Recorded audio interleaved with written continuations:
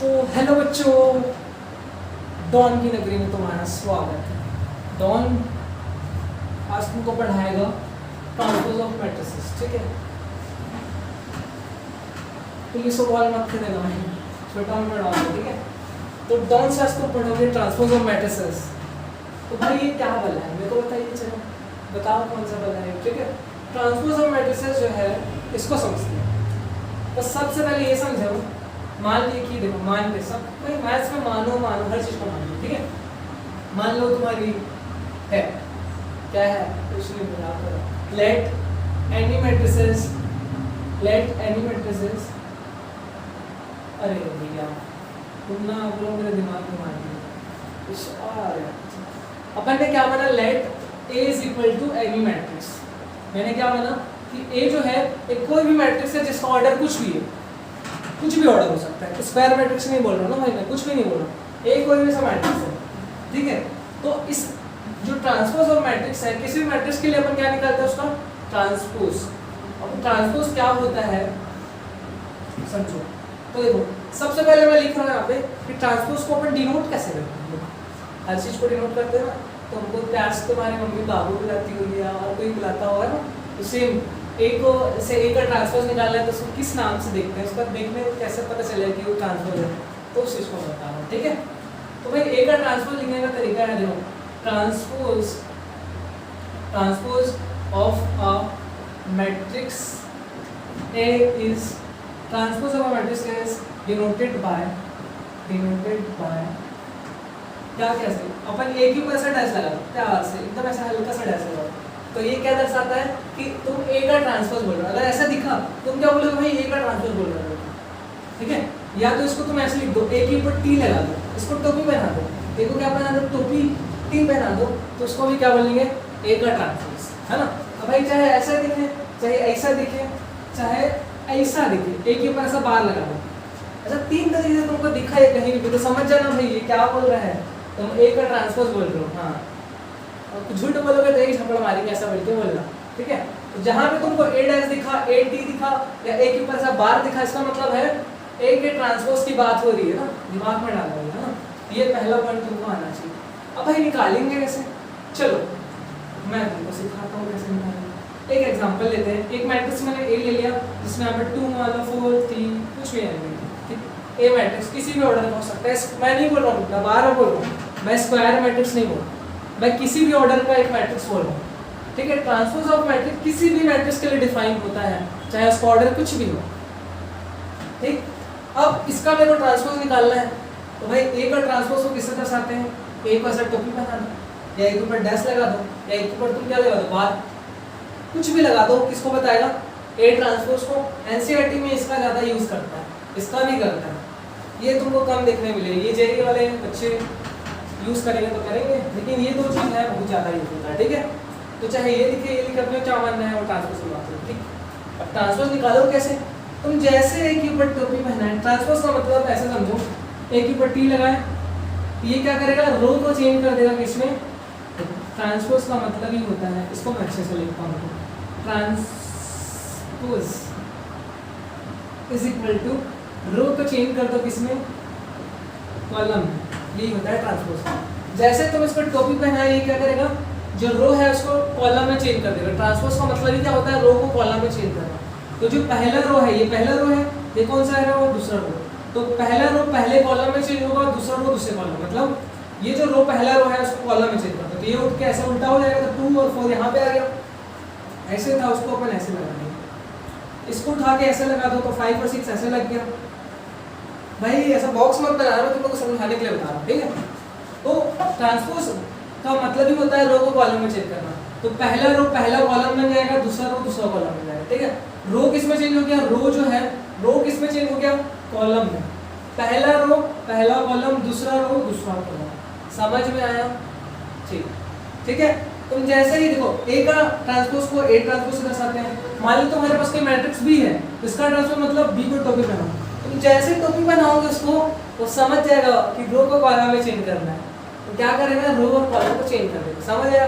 और एग्जांपल लेना है, देखो एक बी ले लेते हैं मैट्रिक्स, जिसमें मान लो यहाँ पे है 2 3 6 1 -1 2, फिर से मैं इसका ट्रांसपोज निकालता हूँ। तो जैसे तुम बी को ऐसा टोपी पहना है, तुम जैसे बी को टोपी पहना है समझ जाएगा हाँ भाई यार टोपी पहना रहा है, रो को कॉलम में चेंज करना है। तो वो समझा रो को कॉलम में चेंज करना मतलब पहला रो जो है पहला कॉलम, दूसरा रो दूसरा कॉलम। तो ये पहला रो है, इसको पहले कॉलम में डाल दो 2 3 6, ये इधर से चेंज होकर इसमें आ जाएगा, इसमें तो 1 -1 और 2। समझ में आया? क्लियर? ये पॉइंट तुमको क्लियर। दूसरा चीज क्या नोटिस कर रहे हो यहाँ पे, इसका ऑर्डर कितना था, इसको समझो, इसका ऑर्डर कितना था 2 क्रॉस 3, पहले इसका ऑर्डर कितना था 2 क्रॉस 3, और जब तुम इसका ट्रांसपोज लिए तो इसका ऑर्डर क्या बन गया 3 क्रॉस 2। तो भाई कोई मैट्रिक्स है अगर उसका ट्रांसपोज लोगे तो उसका जो ऑर्डर रहता है वो जस्ट अपोजिट हो जाता है, चेंज हो जाता है। अगर ऑर्डर 2 क्रॉस 3 है तो ऑर्डर क्या हो गया 3 क्रॉस 2। ऑर्डर अगर कुछ और रहेगा तो कुछ और हो जाएगा। एक और एग्जांपल ले, यहाँ पे एक और मैट्रिक्स सी ले लिया मैंने, इसमें 1 2 3, इसका ट्रांसपोज लो, और जैसे ही ट्रांसपोज लो इस पर टोपी पहनाओ, टोपी पहनाने समझ गया, रो को कॉलम में, रो जैसे कॉलम में चेंज होगा तो ये पहला रो है पहले कॉलम में आ जाएगा। बाहर वो बोल रहा हूँ, रो कॉलम में चेंज होगा, पहला रो पहला कॉलम, दूसरा रो दूसरा कॉलम। सॉरी, सिर्फ एक रो है तो एक कॉलम में चेंज हो जाएगा, तो 1 2 3, ठीक है। इसका ऑर्डर कितना है 1 क्रॉस 3, इसका ऑर्डर है 1 क्रॉस 3, एक रो है 3 कॉलम है, ये पहला कॉलम है, दूसरा कॉलम है, तीसरा कॉलम है। समझ में आ रहा है? अब ऑर्डर क्या हो गया 3 क्रॉस 1। तो भाई अगर किसी मैट्रिक्स का ऑर्डर 1 क्रॉस 3 है और तुम उसका ट्रांसपोज लोगे तो उसका ऑर्डर क्या हो जाएगा जस्ट उल्टा हो गया ना भाई। इसमें कितने कॉलम है, कितने रोज है, 3 रो 1 कॉलम। समझ में आया? उसको मैं जनरली फॉर्म में लिख देता हूँ, ये चीज को दिमाग में डालो, है ना। ट्रांसपोज का मतलब होता है रो को कॉलम में चेंज करना, पहला रो पहला कॉलम, दूसरा रो दूसरा कॉलम। ठीक है भैया, इसको एग्जांपल को तुम लिख लो। ठीक है, क्या करना है ट्रांसपोज निकालने के लिए, क्या करना है सिर्फ तुमको टोपी पहनाना है। तुम जैसे ही इसको टोपी पहनाए उसको दिमाग में आ जाएगा हाँ भाई टोपी पहना रहा है, इसका मतलब है रो को कॉलम में चेंज करना। ठीक, अब इसको मैं रफ कर देता हूँ, इसको बस एग्जांपल को। अभी तो चीज़ें बहुत सारी है ना, ये जो मेन चीज़ें हैं उसको मैं बताऊँ। अभी जो मेन चीज़ें मैंने बताया क्या, अगर किसी मैट्रिक्स का ऑर्डर n क्रॉस n, उसको जनरल फॉर्म में अगर लिखूँ तो देखो, if order of matrix, if order of matrix A is n cross n, अगर तुम्हारे पास कोई एक मैट्रिक्स A है जिसका ऑर्डर n क्रॉस n है, ठीक है, अगर तुम्हारे पास मैट्रिक्स A है जिसका ऑर्डर n क्रॉस n है, तो जब तुम उसको क्या निकालोगे ट्रांसपोज निकालोगे, जब उसको तुम टोपी में लगाओगे, है ना, तो then order of transpose of a matrix A equal to, ये किसका ऑर्डर है A का। तुम जैसे इसको टोपी पहना है, इसको A के मैट्रिक्स को, मतलब जब तुम A ट्रांसपोज मतलब A टोपी पहना है तो उसका जो ऑर्डर है जस्ट चेंज हो जाएगा, m क्रॉस n है फटाक से उल्टा n क्रॉस n है। समझ आया? ये दो मेन पॉइंट था, ट्रांसपोज ऑफ मैट्रिक्स को A डैश A T या A के ऊपर बार चढ़ाते हो, इससे दर्शाते हैं, डिनोट करते हैं। और अगर तुम्हारे पास मैट्रिक्स है जिसका ऑर्डर n क्रॉस n है तो उसका तुम ट्रांसपोज लोगे तो उसका ऑर्डर हो जाएगा जस्ट उल्टा, मतलब n क्रॉस m। समझ में आया? ठीक, आई होप समझ में आया होगा। एग्जांपल मैंने बताया, बहुत सारे एग्जांपल, ठीक है, क्लियर है इतना। तो ट्रांसपोज ऑफ मैट्रिक्स तो समझ आ गया। अब इसकी प्रॉपर्टी देखते हैं, ठीक है, इसको अपन रफ करते हैं। लिख लो भाई, जल्दी नोट्स करो, जल्दी, हम देख रहे हैं अपने तीखी नजरों से देखते हैं, जल्दी। समझ में आया? हो गया नोट? हाँ, हम रफ कर रहे हैं, ठीक है, हम रफ कर रहे हैं।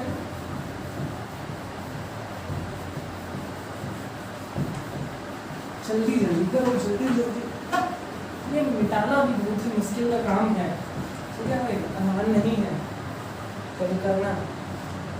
सर स्कूल में रोज मिटाते हैं, ऐसा मत कर देना, मैं मिटवाती हूँ।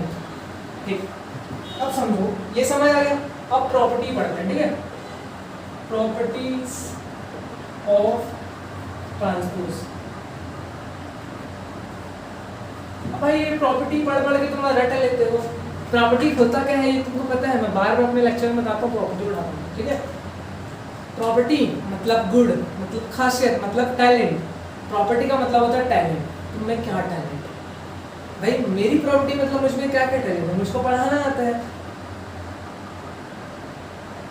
और क्या आता है, मुझको साइकिल चलाना आता है, मुझको गिटार बजाना आता है, नहीं आता लेकिन मैं बता रहा हूँ एग्जाम्पल, ठीक है।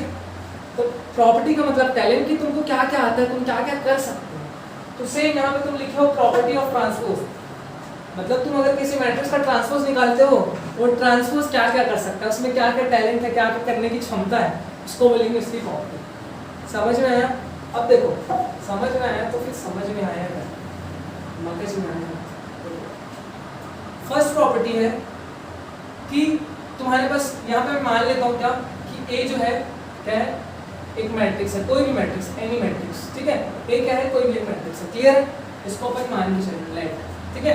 तो फर्स्ट प्रॉपर्टी इज कि अगर तुम इस ए का ट्रांसपोज लेते हो, इस ए मैट्रिक्स का ट्रांसपोज लेते हो और फिर से दोबारा इसका ट्रांसपोज लेते हो, ए को टोपी पहना है एक बार, फिर से तुम टोपी पहना दो भाई, जब तुम दो बार टोपी पहनाओगे इसका जो आंसर आएगा वो ए के इक्वल आएगा। जल्दी जल्दी बता देता हूँ। देखो अगर ए मैट्रिक्स लिया मैंने 1 और 2 2 1, इसका ट्रांसपोज क्या आएगा बताओ, टी बनाओगे तो यहाँ पे चेंज हो जाएगा, तो यहाँ 1 2, यहाँ 2 1 2, बोलेगा सर सेम है, अरे थोड़ा इसमें तो तुम कंफ्यूज हो जाओगे, ये तो एग्जाम्पल। यहाँ पे इसको 3 4 ठीक है, यहाँ 1 और 2, यहाँ 3 और 4, ठीक है। इतना समझ आया? ए ट्रांसपोज निकाला, अब इस ए ट्रांसपोज का फिर से ले लो, जब इस ए ट्रांसपोज का फिर से ट्रांसपोज लोगे तो इसको चेंज करो फिर से, 1 और 3 रो कॉलम 2 4। देखो ए का ट्रांसपोज लिए तो ये आया, ए का ट्रांसपोज लिए तो ये आया, इसका ट्रांसपोज लिए तो ये आया। देखो इसको देखा और इसको देखा, दोनों सेम दिख रहा है ना भाई। तो वही चीज यहाँ पे लिखा है कि तुम अगर किसी मैट्रिक्स का ट्रांसपोज लेते हो फिर से ट्रांसपोज लोगे, उसका आंसर सेम एक इक्वल आ जाएगा। आई होप समझ आया पूरा, ठीक है। प्रॉपर्टी को कर करके देखना, कैसे करोगे, एग्जांपल लो, उसको सेटिस्फाई करके देखो, अगर हो रहा है तो सही समझ। एक बार टोपी पहनाओ, दोबारा पहनाओगे तो किसके इक्वल आ जाएगा, वो टोपी उतार देगा भाई, सेम एक ही इक्वल आ जाएगा, ठीक है। ये पहला प्रॉपर्टी। दूसरा प्रॉपर्टी क्या है कि अगर a प्लस बी लिखा है, यहाँ पे दो मैट्रिक्स तुम्हारे पास है a और b, यहाँ b और एक मैट्रिक्स आ गया, ठीक है, एक और मैट्रिक्स आ गया, कुछ भी हो सकता है एनी मैट्रिक्स, ठीक है। दो मैट्रिक्स है तुम्हारे पास a और b, अगर इसका तुम पूरे का ट्रांसपोज लेते हो, ठीक है, a और b को जोड़ के पूरे का ट्रांसपोज लेते हो, तो इसका जो आंसर आएगा और इसका जो आंसर आएगा, इस टी बढ़ जाता है। एक टोपी जो पहनाए ना, तुम चाहते हो एक टोपी, तुम एक तो ऐसा मत समझो, तुम a और प्लस b को टोपी पहना, तो क्या होगा, ये टोपी तुम इसको a को भी पहनाओ और b को भी, मतलब a को भी पहनाओ और b को भी, समझ है। मतलब तुम a और b मैट्रिक्स को जोड़ के उसका ट्रांसपोज लो, या पहले ट्रांसपोज लेके जोड़ो, दोनों में आंसर सेम है। समझ में आया? सिंपल सा है। अगर इसको करना है तो एग्जांपल दो कोई भी सही, और इसको करके देखो, ठीक है, दोनों इक्वल आएंगे, ठीक है। थर्ड प्रॉपर्टी है कि सेम माइनस में भी आएगा इसका, ठीक है। अगर a माइनस b है उसका ट्रांसपोज लोगे या इसका ट्रांसपोज लोगे, दोनों में आंसर सेम है ना। मतलब इसको घटा के इसका ट्रांसपोज लो या इंडिविजुअली ट्रांसपोज लेके घटा दो तो आंसर सेम है। थर्ड प्रॉपर्टी ये हो गया। फोर्थ प्रॉपर्टी क्या है, देखो फोर्थ प्रॉपर्टी यहाँ लिखते हैं कि अगर तुम किसी मैट्रिक्स को k से मल्टीप्लाई करते हो और इसका ट्रांसपोज लेते हो, किसी मैट्रिक्स को k से मल्टीप्लाई करते हो और उसका ट्रांसपोज लेते हो, इसका जो आंसर आएगा और इसका जो आंसर आएगा, दोनों का आंसर सेम है ना। मतलब k से मल्टीप्लाई कर लो पहले, फिर उसका ट्रांसपोज लो, या a का पहले ट्रांसपोज ले लो फिर k से मल्टीप्लाई करो, दोनों में आंसर हमेशा सेम है। समझ आया? ये चौथा हो गया। अब पांचवा जो है बहुत इंपॉर्टेंट प्रॉपर्टी है कि तुम a और b को मल्टीप्लाई करके उसका क्या लेते हो, ट्रांसपोज। पहले a और b को मल्टीप्लाई किए फिर उसका ट्रांसपोज लिए, तो इसका जो आंसर आता है वो b transpose into a transpose के इक्वल आता है। और इस नियम को और इस लॉ को बोलते हैं reversal law, reversal law of transpose. इस लॉ को क्या बोलते हैं, रिवर्सल लॉ ऑफ ट्रांसपोज। समझ आया है ना। मतलब अगर तुम ए बी का ट्रांसपोज निकालना चाहते हो, मतलब ए और बी को मल्टीप्लाई करके उसका ट्रांसपोज निकालना चाहते हो, चाहे ऐसे निकालो चाहे ऐसे निकालो, दोनों के आंसर सेम है। समझ आया? ए बी को मल्टीप्लाई करो, उसका जो ट्रांसपोज ले लो, तो जो उसका आंसर आएगा सेम इसके आंसर। मतलब पहले बी का ट्रांसपोज लो, फिर ए का, फिर बी का ए से मल्टीप्लाई करो। मतलब बी जो है प्री मल्टीप्लाई में रहेगा, पहले रहेगा। अगर तुम ए को सामने करे तो आंसर गड़बड़ा जाएगा। अगर तीन मैट्रिक्स मल्टीप्लाई में है ए बी और सी, और तीनों का ट्रांसफर लोगे तो इसका जो आंसर आएगा सबसे पहले सी ट्रांसपोज, फिर बी ट्रांसपोज, फिर ए ट्रांसपोज। मतलब अगर मल्टीप्लाई करना है तो इस ऑर्डर में करना पड़ेगा, मतलब सी पहले फिर बी फिर ए। क्लियर है, समझ आ रहा है? इसीलिए इसको क्या बोलते हैं, रिवर्सल लॉ। जस्ट उल्टा रिवर्स आके इसको मल्टीप्लाई कर, समझ आया? तो ये था प्रॉपर्टी ऑफ ट्रांसपोज, जो कि ट्रांसपोज का टैलेंट है। ट्रांसपोज में यही चीज, ट्रांसपोज देखो भाई 6 टैलेंट है, और टैलेंट है, इतना टैलेंट है भाई। जब ट्रांसपोज में इतना टैलेंट है तुम में भी होना चाहिए, बात से ही मेहनत करो, ठीक है? आग लगा दो, सही सही में चले जाना, आग लगा ले, मतलब पढ़ाई करो अच्छे से, मेहनत करो, ठीक है? तो ये भाई किसका टैलेंट था, ट्रांसपोज का टैलेंट था, समझ आया? एक बार अच्छे से समझो इस चीज को, ठीक है? नोट बनाओ उसको। अब देखते हैं यहाँ पर सिमेट्रिक और स्क्यू सिमेट्रिक मैट्रिक्स, ठीक है? जल्दी लिखो उसको, जल्दी, हम देख रहे हैं। डन, ठीक, मिटाते हैं हमसे।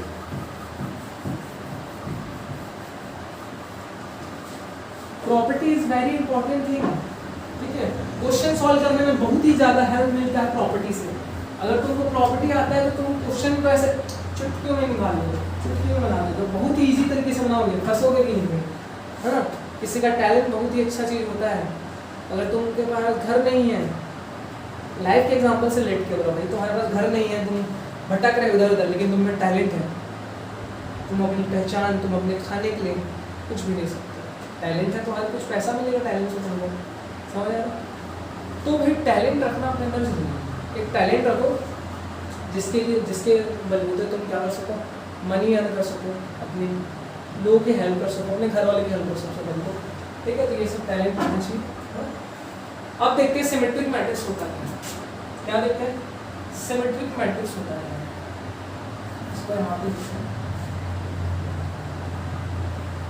Symmetric matrix. अब देखो सिंपल सा है, सिमेट्रिक मैट्रिक्स किसको बोलेंगे, सिमेट्रिक मैट्रिक्स किसको बोलेंगे? सबसे पहले मान लो कि लेट ए क्या है, एक स्क्वायर मैट्रिक्स। मैंने क्या माना कि ए अपने पास एक स्क्वायर मैट्रिक्स है, ठीक है? इसका एकदम डेफिनेशन एकदम सिंपल से, ए क्या अपने पास है, एक स्क्वायर मैट्रिक्स है। अगर इस ए को तुम टोपी पहनाते हो, मतलब इसका अगर ट्रांसपोज लेते हो, और ट्रांसपोज लेने पर इसका वैल्यू अगर ए के इक्वल आ गया, तो इस चीज को अपन बोलते हैं क्या,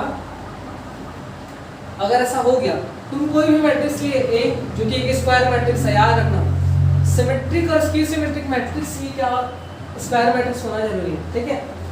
तो ए स्क्वायर मैट्रिक्स है, तुम इसका ट्रांसपोज लिए, अगर इसका आंसर ए के इक्वल आ गया, एक ही बार ट्रांसपोज ले लेते, मान लो एक बार इसको टोपी पहनाने पर इसका ए के इक्वल आ गया, अगर ऐसा होता है तो उस ए को तुम बोलोगे क्या, सिमेट्रिक मैट्रिक्स। देन इफ ऐसा हुआ, then matrix A is called symmetric matrix. यहाँ पे लिख दीजिए, क्या कहेंगे इसको, सिमेट्रिक मैट्रिक्स कहेंगे, समझ आया? ए मैट्रिक्स है, उसका ट्रांसपोज लिए, एक ही बार ट्रांसपोज लेने पर अगर ए आ गया, उसको बोलेंगे ए को सिमेट्रिक मैट्रिक्स। स्क्वायर मैट्रिक्स था और इसको और क्या बोल रहे हैं, सिमेट्रिक मैट्रिक्स, ठीक है?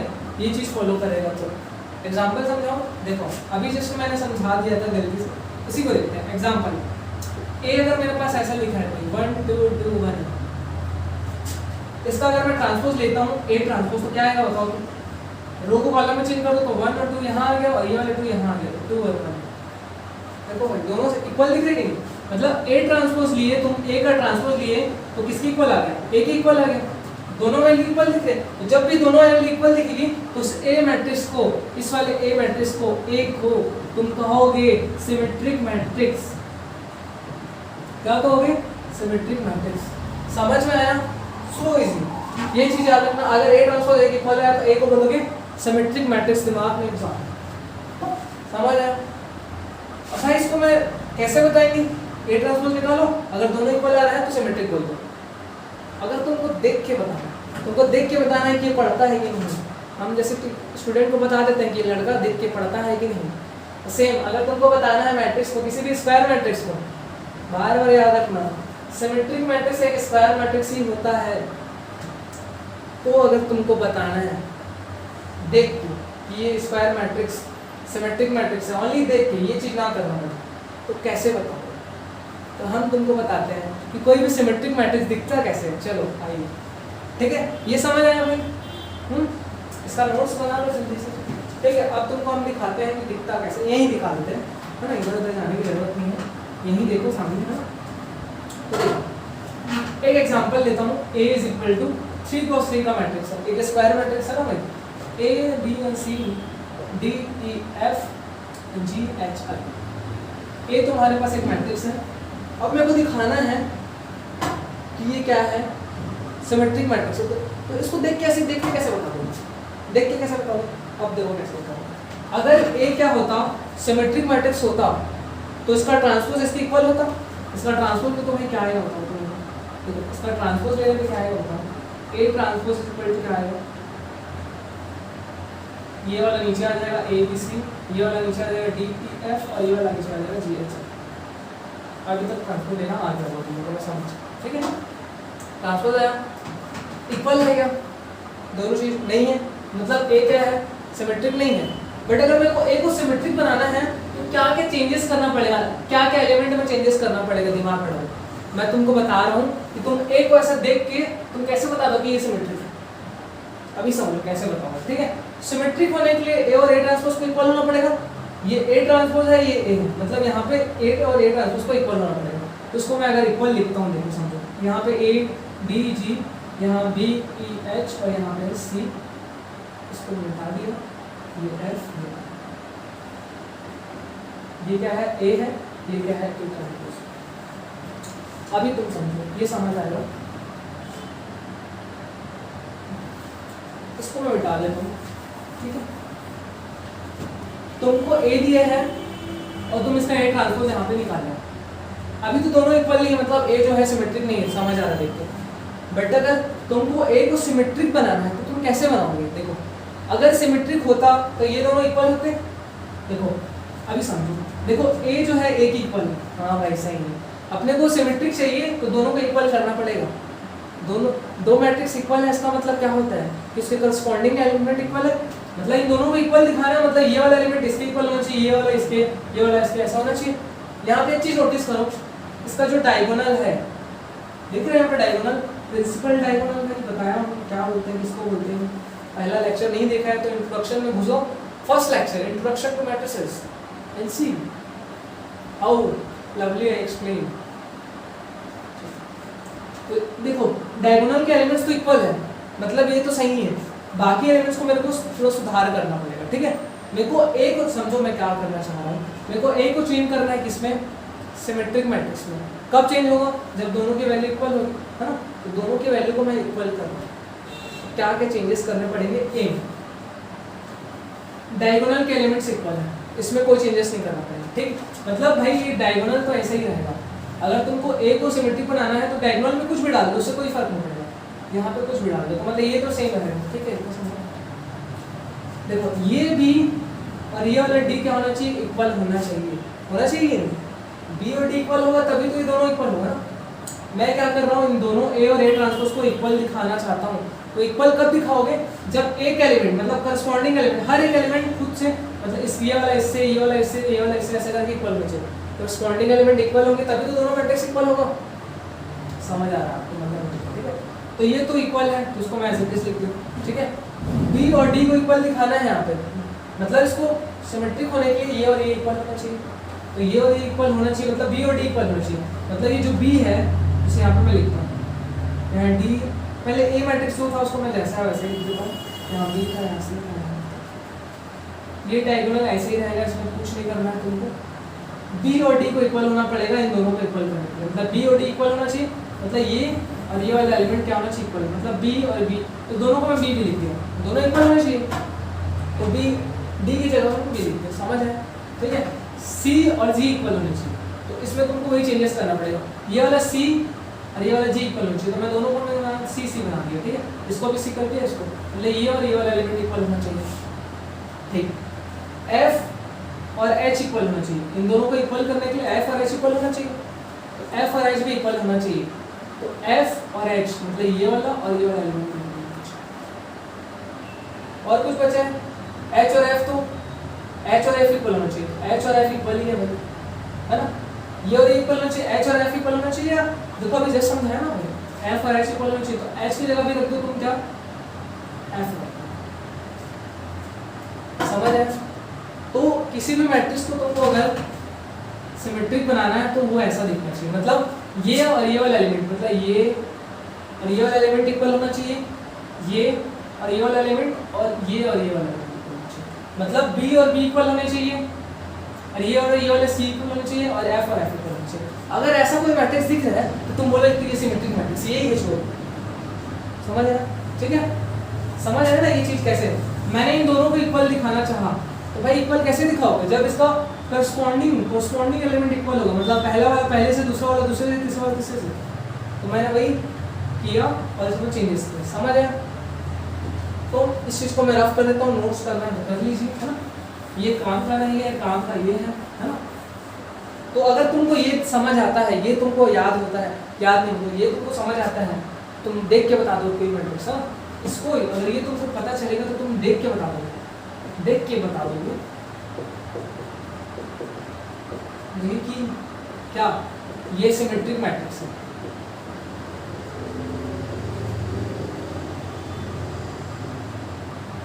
ठीक है, अगर ये तुमको समझ आएगा तो तुम देख के बता दोगे क्या मैट्रिक्स है, सिमेट्रिक मैट्रिक्स है। तो मैं सॉल्व करने की जरूरत नहीं है, लेकिन अगर तुम बोर्ड के सीबीएसई के छात्र हो तो तुम्हें सॉल्व करना पड़ेगा, है ना? लेकिन ये एक्स्ट्रा नॉलेज है ना, नॉलेज जितना ज़्यादा नॉलेज उतने ज़्यादा तुम महान रहोगे। ठीक है, तो अगर यहाँ के दो एलिमेंट इक्वल दिखे और यहाँ के लास्ट के दो एलिमेंट इक्वल दिखे और ये वाला एलिमेंट इक्वल दिखा तो समझ जाना भाई वो क्या है, सिमेट्रिक मैट्रिक्स है। और डायगोनल में कुछ भी है उससे अपने कोई मतलब नहीं है, यहाँ पे कुछ भी डालो। मैं तुमको बोलूँ भाई सिमेट्रिक मैट्रिक्स बनाओ, चलो बनाओ, तुम खट से बना दोगे। कैसे क्या करोगे तुम? एक तो मेरे को सिमेट्रिक मैट्रिक्स बना, अपने से कुछ बनाओ तो बताओ। अगर तुम ये से अगर तुम ये जान रहे हो तो तुम समझ बना लोगे। कैसा बना लोगे? इसमें कुछ भी होना चाहिए, तुम कुछ भी डालना है, 2 डाल दो, 5 डाल दो, 6 कुछ भी नंबर डालो। ठीक है, तुमको पता है सिमेट्रिक बनाने के लिए ये और ये एलिमेंट इक्वल होना चाहिए, तो यहाँ पे जो एलिमेंट डालोगे यहाँ पे वही डालना पड़ेगा। तो यहाँ मान लो मैं डालता हूँ -1, यहाँ पे डालना पड़ेगा -1।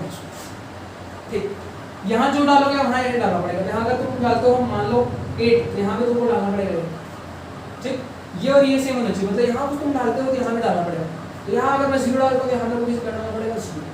देखो ये और ये वाला एलिमेंट सेम होना चाहिए और ये और 8 ऊपर वाला सेम होना चाहिए और ये वाला सेम है, ये कंडीशन होना चाहिए। बाकी डायगोनल में कुछ भी ऐसा मतलब नहीं है, ये सिमेट्रिक मैट्रिक्स है तो देख के बता दोगे ये और ये सेम है, ये और ये सेम है, ये और ये सेम है, तुम बोल दोगे क्या हो, सिमेट्रिक।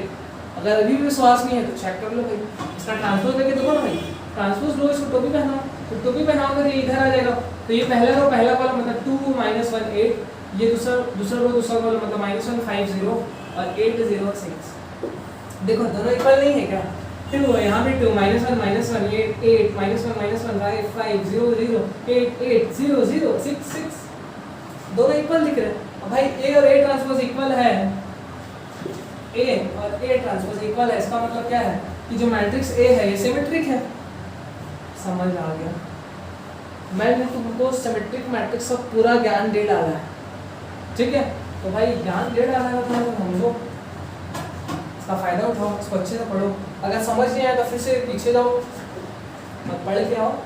ठीक है, सबसे पहले इसका नोट्स बनाओ, समझ आया होगा, नहीं है तो फिर से इसको एक बार देखो, 100% समझ आएगा। एकदम ईजी है, तुम देख के बता दो कि सिमेट्रिक है कि नहीं।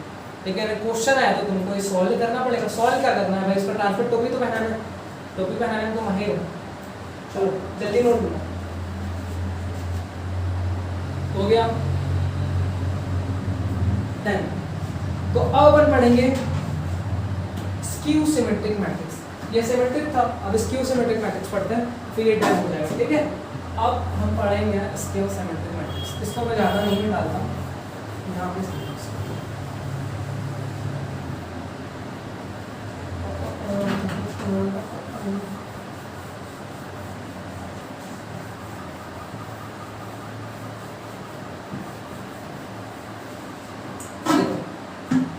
इसका भी सिंपल डेफिनेशन है ना, कुछ नहीं है भाई। क्या मैट्रिक्स? Skew symmetric matrix. ये सिमेट्रिक पढ़े थे, अब क्या है स्क्यू सिमेट्रिक मैट्रिक्स। सेम मैं एक स्क्वायर मैट्रिक्स माना, ठीक है। अगर उस स्क्वायर मैट्रिक्स का तुम ट्रांसपोज लेते हो और इसका जो आंसर आता है वो -(a) के इक्वल आता है, -(a) के। ए ट्रांसपोज लिए ए मैट्रिक्स, इसको टोपी पहना पर -a आता है। सॉरी, माइनस से आता है, तो अगर ऐसा होता है तो ए को बोलेंगे स्क्यू सिमेट्रिक मैट्रिक्स। क्या बोलेंगे, यहाँ पे बस ऐड कर दो, क्या, skew symmetric matrix, skew symmetric matrix.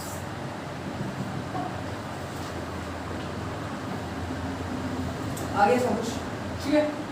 ए स्क्वायर मैट्रिक्स, इसका ट्रांसपोज लेने पर अगर माइनस ऑफ ए आता है, माइनस ऑफ ए आता है, तो उस ए को बोलेंगे स्क्यू सिमेट्रिक मैट्रिक्स। एग्जांपल देख लो, एग्जांपल ए मैट्रिक्स लेते हैं। यहाँ पे यहाँ ले लिया मैंने, यहाँ 0 0 0, यहाँ ले लिया -1, यहाँ ले लिया 1,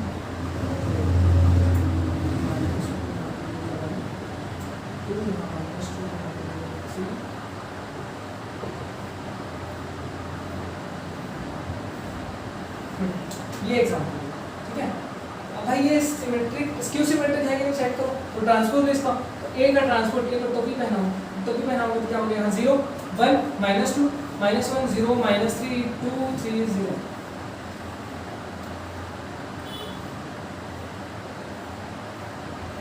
ए का ट्रांसपोज लेने पर क्या आना चाहिए, minus of A, minus of A. तो माइनस ऑफ ए कैसे आएगा, देखो इसमें से माइनस को बाहर ले सकते हैं।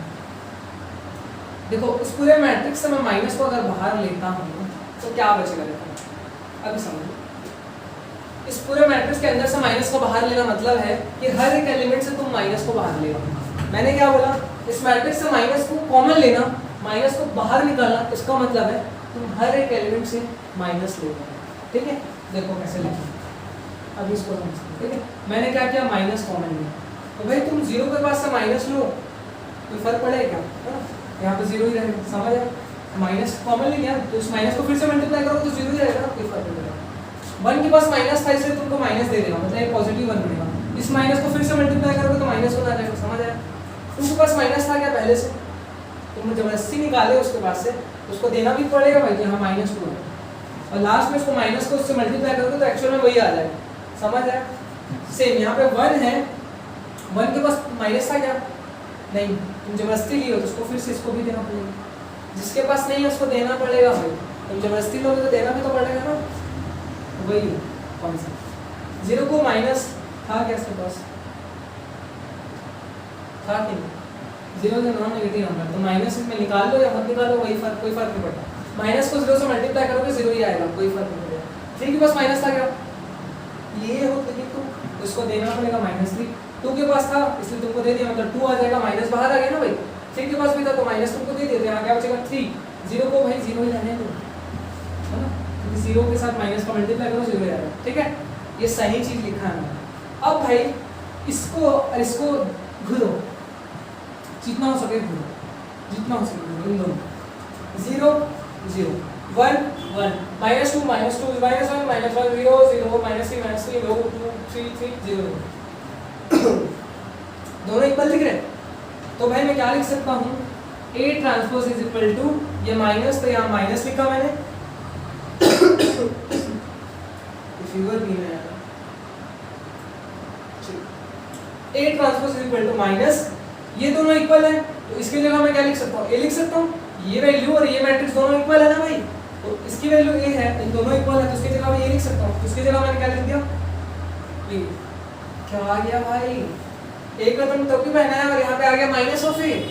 तो यहाँ पे देखो ना डेफिनेशन क्या बोलते हैं, अगर A को तुम टोपी पहनाओगे और माइनस ऑफ A आया, इसका मतलब A जो है स्क्यू सिमेट्रिक मैट्रिक्स है। तो हमने प्रूफ कर दिया कि जो A है क्या है, स्क्यू सिमेट्रिक मैट्रिक्स।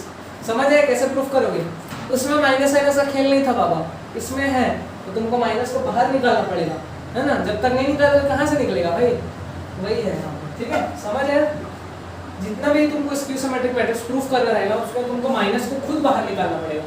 ठीक है, तो जिसके पास है वो तुमको दे देगा, जिसके पास नहीं है उसको तुमको देना पड़ेगा। समझ आया, माइनस कॉमन लेने का आता होगा, बचपन से पढ़ता है। ठीक है, समझ आया। तो अगर A transpose minus of A transpose equal आएगा तो A को अपन बोलेंगे क्या, skew symmetric matrix, symmetric matrix.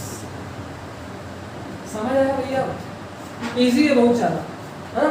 ठीक, अब फिर से वही बात आती है, तुम देख के कैसे बताओगे कि ये स्क्यू सिमेट्रिक मैट्रिक्स है, कैसे बताओगे। देखो इसमें सेम फंडा है, जैसे हम सिमेट्रिक मैट्रिक्स के लिए निकाले थे ना देख के, वैसे ही तुमको निकालना है। ठीक है, तो कैसे निकालेंगे? देखो ए सेम चीज लेते हैं, ए को मैं लिया क्या, A B C D E F और जी एच आई, यहाँ पे एक मैट्रिक्स लिया। तो भाई ए ट्रांसपोज की वैल्यू जो निकलेगी यहाँ से क्या निकलेगा, A B C D E F और यहाँ पे जी एच आई निकला। तो सिमेट्रिक मैट्रिक्स होने के लिए इन दोनों को इक्वल होना पड़ता था, और स्क्यू सिमेट्रिक मैट्रिक्स होने के लिए इन दोनों को माइनस साइन के साथ इक्वल होना पड़ेगा। मतलब अगर इसको इक्वल कराना है ए के साथ, ए की वैल्यू क्या है यहाँ पे, A B C D E F G H I, यही चीज है, समझ आए? इसको समझो। तो ए ट्रांसपोज की वैल्यू ए ट्रांसपोज है ना, तो ए ट्रांसपोज को माइनस ऑफ ए के इक्वल होना पड़ेगा। अभी माइनस ऑफ ए है क्या, ये सिर्फ ए लिखा है, इसको माइनस ए बनाने के लिए माइनस का मल्टीप्लाई करना पड़ेगा। तो जब इस माइनस का मल्टीप्लाई करोगे तो इस माइनस का हर एक एलिमेंट के साथ मल्टीप्लाई होगा, उस माइनस को हर एक एलिमेंट के साथ मल्टीप्लाई करोगे, minus minus minus minus minus, समझ आया? तो अब देखो तुमको दिखाना क्या है कि ए ट्रांसपोज की वैल्यू इक्वल होनी चाहिए किसके, माइनस ए ट्रांसपोज के। अभी है क्या, नहीं। तो अपने को बनाना है कैसे इक्वल हो सकते हैं। देखो यहाँ पे ए है ना, तो ए और माइनस ए इक्वल कब होगा बताओ तो मेरे को, ए और माइनस ए किस सिचुएशन में इक्वल होगा, ए की वैल्यू और माइनस ए की वैल्यू कब इक्वल होगी? भाई मान लो, देखो मैं एग्जांपल समझाऊं, ए की वैल्यू 1 रखोगे तो क्या हो जाएगा, 1 इज इक्वल टू -1, ये इक्वल हो सकता है कभी जिंदगी में नहीं, और -1 कभी इक्वल नहीं होगा। 2 रखो, 2 इज इक्वल टू -2, ये भी इक्वल नहीं हो सकता। 3 रखो, 3 इज इक्वल टू -3, ये भी कभी इक्वल नहीं होगा। ठीक है, तो सिर्फ 1 केस में ए और माइनस ए इक्वल होंगे।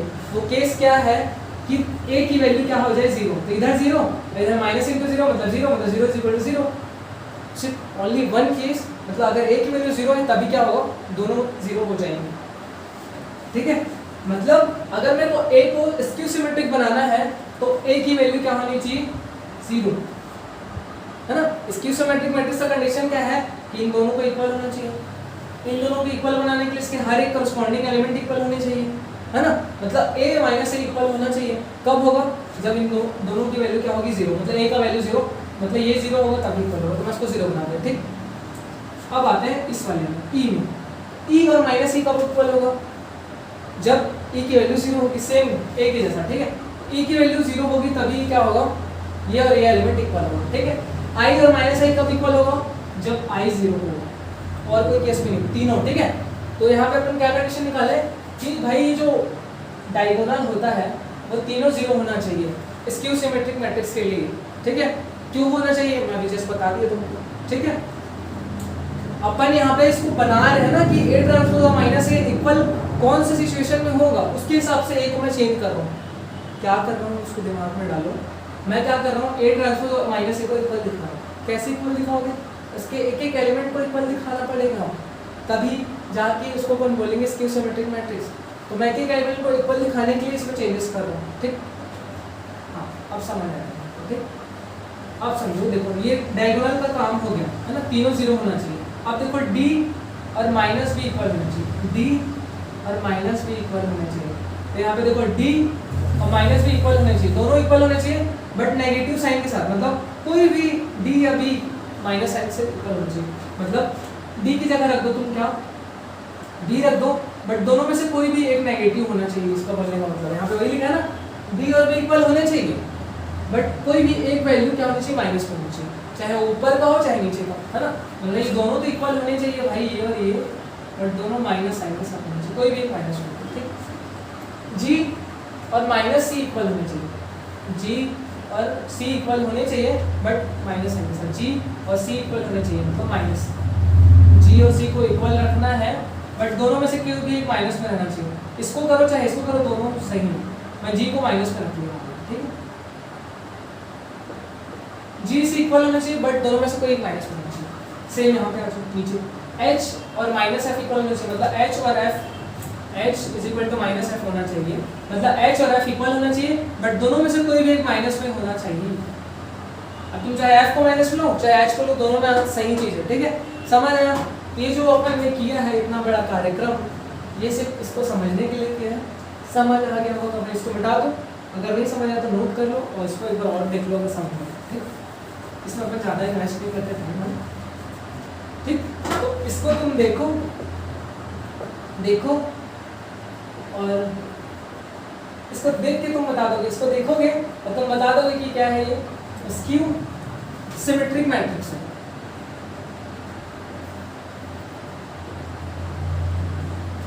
ठीक, तुमको अगर एक मैट्रिक्स दिखा जिसमें उसके तीनों डायगोनल के एलिमेंट, जिसको क्या बोलते हैं, डायगोनल एलिमेंट्स बोलते हैं।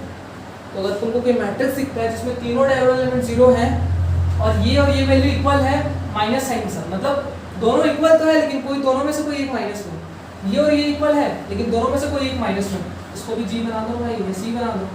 दोनों इक्वल रहने चाहिए बट दोनों में कोई एक माइनस, इन दोनों में भी कोई इक्वल रहना चाहिए, दोनों एक माइनस में, ठीक है।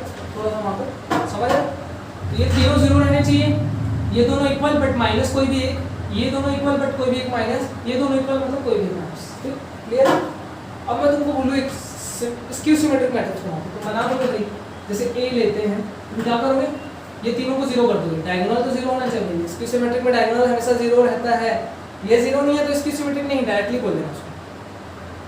अब ये और ये वाला एलिमेंट तो इक्वल होने चाहिए बट माइनस है, तो अगर तुम इसको 2 लेते हो तो इसको तुमको -2 लेना पड़ेगा, दोनों इक्वल है 2 2 लेकिन माइनस भी साइन रहना चाहिए किसी एक में, ठीक है। अब यहाँ पे तुम अगर तुम लेते हो 1 तो यहाँ तुमको क्या लेना पड़ेगा -1, यहाँ लेते हो अगर तुम क्या 3, यहाँ लेना पड़ेगा -3, समझ में आया। ये क्या है, स्क्यू सिमेट्रिक मैट्रिक्स है। अगर विश्वास नहीं है तो इसका ट्रांसपोज लो और देख लो, -1 इक्वल आएगा और स्क्यू सिमेट्रिक मैट्रिक्स है, मैं बोल होगा भाई, ठीक है। तो स्क्यू सिमेट्रिक मैट्रिक्स में डायगोनल के तीनों एलिमेंट 0 होते हैं, ये और ये बराबर होते हैं बट माइनस साइन के साथ, ये और ये बराबर होते हैं बट माइनस साइन के साथ, ये बराबर होते हैं माइनस साइन के साथ। तो स्क्यू सिमेट्रिक मैट्रिक्स में इतना ही, आई होप आपको समझ आया होगा, आया तो होगा है ना। तो हमने सिमेट्रिक मैट्रिक्स देख लिया, स्क्यू सिमेट्रिक मैट्रिक्स देख लिया, ठीक है। तो दोनों में हमने बात किया बहुत ही बेसिक चीज़ों के ऊपर, ठीक है। तो सिमेट्रिक और स्क्यू सिमेट्रिक मैट्रिक्स में बहुत सी बेसिक चीज़ें थी, मैंने क्लियर कर दी, ठीक है। अब जो इसके आगे चीज़ें हैं 2-3 और जो मेन पॉइंट्स उसको मैं लिखा देता हूँ, देन ये तुमको अच्छे से आ गया कि स्क्यू सिमेट्रिक क्या होता है और सिमेट्रिक क्या होता है, ठीक है। ट्रांसपोज भी समझ आ गया, टॉपिक कैसे पहनाना है, ठीक है। मिटा दो इसको, नोट्स बना लो भाई जल्दी से, है ना, नोट्स बनाओ जल्दी, फिर इसके आगे 3 पॉइंट अपन समझते हैं, इसके बाद ये लेक्चर खत्म हो जाएगा, तुम घर जा सकते हो, ठीक है। घर में हो लेकिन पढ़ाई थोड़ा सा छोड़ सकते हो, थोड़े टाइम के लिए, ज़्यादा टाइम के लिए, ठीक। जल्दी नोट्स करो भाई, हो गया, ठीक है। हम बताते हैं, रुक जाओ, ठीक, हम मिटा रहे हैं फिर से।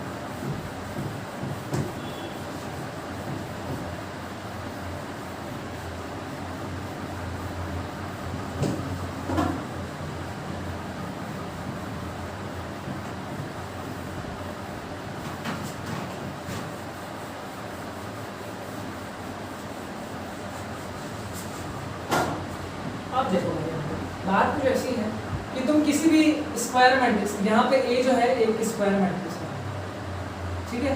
मैंने क्या बोला, एक स्क्वायर मैट्रिक्स है, मैं जो बोल रहा हूँ उसको मानो, तो मैं बहुत सच्ची बात बोलता हूँ, ठीक है।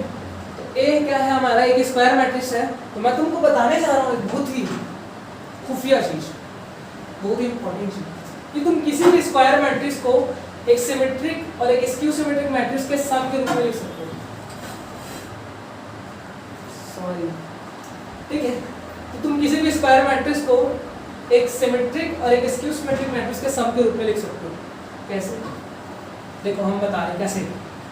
इसमें मैंने लिख दिया हाफ और यहाँ पे लिख दिया ए, यहाँ लिखा मैंने प्लस, यहाँ लिखा मैंने हाफ, यहाँ लिखा मैंने सही लिखा है भाई। हाफ प्लस हाफ, हाफ ए प्लस हाफ ए क्या होता है, ए होता है ना। तो ए को मैं ऐसे लिख सकता हूँ कि जल्दी बोलो, लिख सकता हूँ, ठीक है भाई। आधा एप्पल, एप्पल को काटना, आधा और आधा एप्पल को जोड़ना क्या बनता है, पूरा एप्पल बनता है, वही तो लिखा है यहाँ पे, ठीक। और इसमें मैंने जोड़ दिया प्लस ए ट्रांसपोज।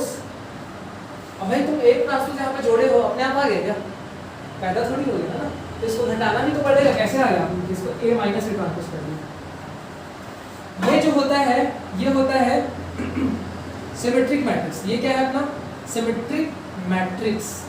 ये क्या है अपना, इसको अपन बोलेंगे skew symmetric matrix, skew symmetric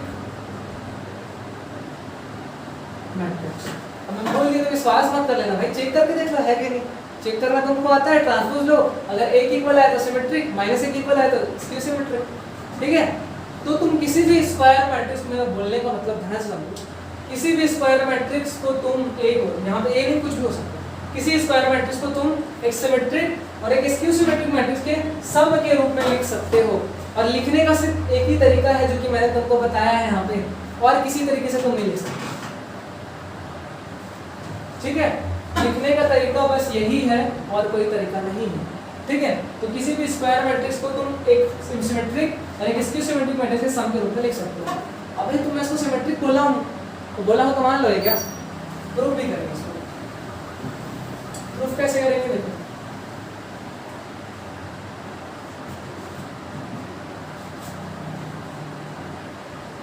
इसको मैंने मान लिया b, ठीक है। यहाँ पे b माना है इसको मैंने, और a प्लस ए ट्रांसपोज, इस पूरे का ट्रांसपोज ले लो, ये हो गया b का ट्रांसपोज, यहाँ पे हो गया हाफ, ठीक है। इस पूरे का जब ट्रांसपोज लेंगे, ये तो कांस्टेंट है तो कांस्टेंट बाहर आ जाता है, ठीक है।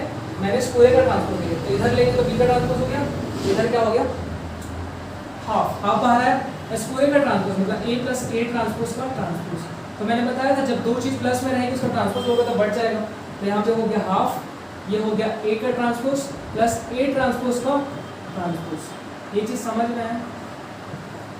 तो ए ट्रांसपोज का ट्रांसपोज लेने में क्या आता है, a आ जाता है, तुमको पता है। तो यहाँ पे हाफ आ गया, तो यहाँ पे क्या आ गया, ये a ट्रांसपोज है, और यहाँ पे प्लस क्या आ जाएगा a।